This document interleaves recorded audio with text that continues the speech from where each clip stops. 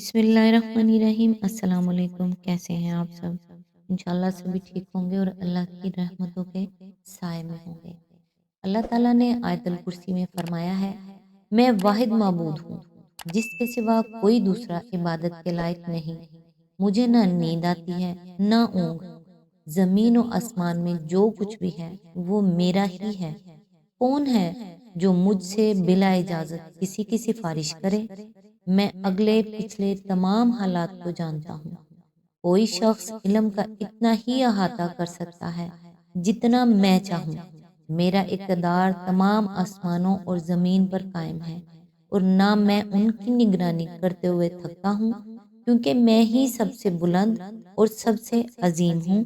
आज इंशाअल्लाह सूरह तौबा की आयत नंबर 60 की तफसीर का सिलसिला जहाँ से टूटा था, इंशाअल्लाह वहीं से स्टार्ट करेंगे। औज़ बिल्लाहि मिनश शैतानिर रजीम। इमाम शाफ़ी का इस्तदलाल ये है कि तालीफ़ क़ल्ब के लिए कुफ़ार को माल व ज़कात देना नबी सल्लल्लाहु अलैहि वसल्लम के फ़ेल से साबित नहीं है। जितने वाक़यात हदीस में हमको मिलते हैं, इन सब से यही मालूम होता है कि हज़ूर ने कुफ़ार को तालीफ़ क़ल्ब के लिए जो कुछ दिया, वो माल गनीमत से दिया, ना कि माल ज़कात से। हमारे नज़दीक हक़ ये है कि मुअल्लफ़तुल क़ुलूब का हिस्सा क़यामत तक के लिए साक़ित हो जाने की कोई दलील नहीं है। बिलाशुबा हज़रत उमर ने जो कुछ कहा, वो बिल्कुल सही था। अगर इस्लामी हुकूमत तालीफ़ क़ल्ब के लिए माल सर्फ़ करने की ज़रूरत ना समझती हो, तो किसी ने इस पर फ़र्ज़ नहीं किया है कि ज़रूरी ही इस मद में कुछ न कुछ सर्फ़ करे। लेकिन अगर किसी वक़्त इसकी ज़रूरत महसूस हो, तो अल्लाह ने इसके लिए जो गुंजाइश रखी है, इसे बाकी रहना चाहिए। हज़रत उमर और सहाबाए कराम का इजमा जिस अमर पर हुआ था, वो सिर्फ़ ये था कि इनके ज़माने में जो हालात थे, उनमें तालीफ़ क़ल्ब के लिए किसी को कुछ देने की वो हज़रात ज़रूरत महसूस ना करते थे। इससे ये नतीजा निकालने की कोई माकूल वजह नहीं है कि सहाबाए कराम के इजमा ने इस मद को क़यामत तक के लिए साक़ित कर दिया, जो कुरान में अहम मसाले दीनी के लिए रखी गई थी।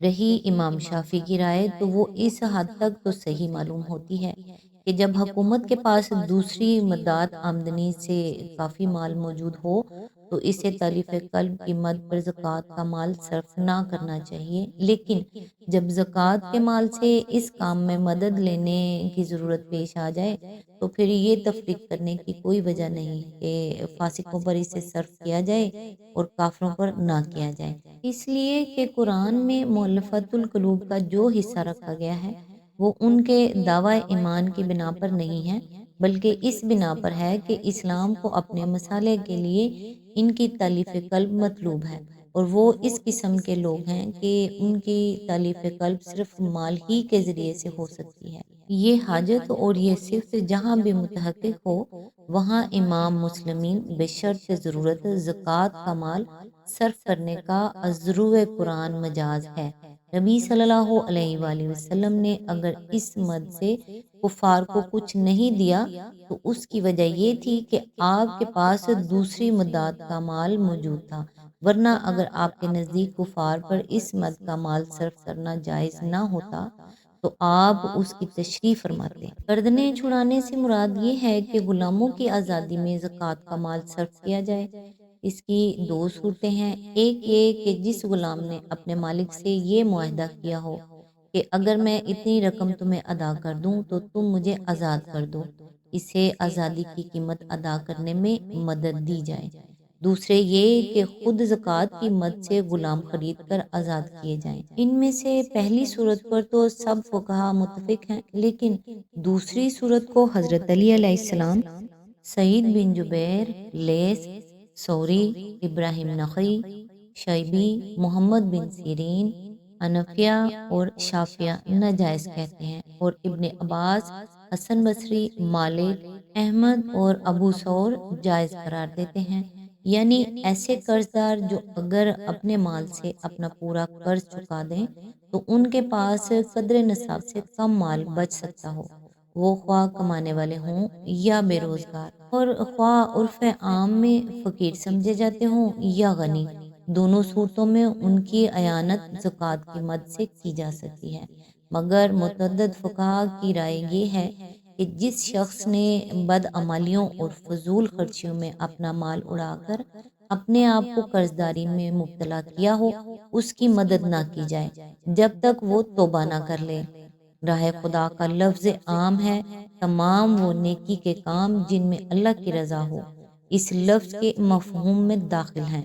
اسی وجہ سے بعض لوگوں نے یہ رائے ظاہر کی ہے کہ اس حکم کی روح سے زکوٰۃ کا مال ہر نیک کام میں صرف کیا جا سکتا ہے، لیکن حق یہ ہے اور ائمہ سلف کی بڑی اکثریت اسی کی قائل ہے کہ یہاں فی سبیل اللہ سے مراد جہاد فی سبیل اللہ ہے، یعنی وہ جدوجہد جس سے مقصود نظام کفر کو مٹانا اور اس کی جگہ نظام اسلامی کو قائم کرنا ہو۔ اس جدوجہد میں جو لوگ کام کریں ان کو سفر خرچ کے لیے، سواری کے لیے، آلات و اسلحہ اور سیر و سامان کی فراہمی کے لیے زکوٰۃ سے مدد دی جا سکتی ہے، خواہ وہ بجائے خود کھاتے پیتے لوگ ہوں اور اپنی ذاتی ضروریات کے لیے ان کو مدد کی ضرورت نہ ہو۔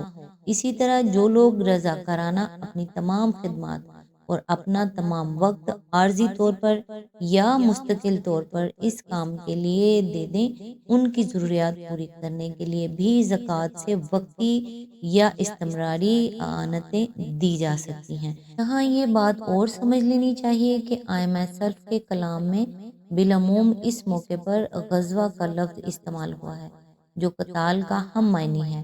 اس لیے لوگ یہ گمان کرنے لگتے ہیں کہ زکوٰۃ کے مصارف میں فی سبیل اللہ کی جو مد رکھی گئی ہے وہ صرف قتال کے لیے مخصوص ہے، لیکن در حقیقت جہاد فی سبیل اللہ قتال سے وسیع تر چیز کا نام ہے، اور اس کا اطلاق ان تمام کوششوں پر ہوتا ہے جو کلمہ کفر کو پست اور کلمہ خدا کو بلند کرنے اور اللہ کے دین کو ایک نظام زندگی کی حیثیت سے قائم کرنے کے لیے کی جائیں، خواہ وہ دعوت تبلیغ کی ابتدائی مرحلے میں ہوں یا قتال کے آخری مرحلے میں۔ مسافر خواہ اپنے گھر میں غنی ہو لیکن حالت سفر میں اگر وہ مدد کا محتاج ہو جائے تو اس کی مدد زکوٰۃ کی مد سے کی جائے گی۔ یہاں بعض فقہا نے یہ شرط لگائی ہے کہ جس شخص کا سفر معصیت کے لیے نہ ہو صرف وہی اس آیت کی روح سے مدد کا مستحق ہے، مگر قرآن و حدیث میں ایسی کوئی شرط موجود نہیں ہے، اور دین کی اصولی تعلیمات سے ہم کو یہ معلوم ہوتا ہے کہ جو شخص مدد کا محتاج ہو اس کی دستگیری کرنے میں اس کی گناہ گاری مانع نہ ہونی چاہیے، بلکہ فی الواقعہ گناہ گاروں اور اخلاقی پستی میں گرے ہوئے لوگوں کی اصلاح کا بہت بڑا ذریعہ یہ ہے کہ مصیبت کے وقت ان کو سہارا دیا جائے اور حسن سلوک سے ان کے نفس کو پاک کرنے کی کوشش کی جائے۔ آج تک کے لیے اتنا ہی، نیکسٹ انشاءاللہ آیت نمبر 61 سے سٹارٹ کریں گے۔ تب تک کے لیے دعا میں یاد رکھیے گا۔ اللہ حافظ۔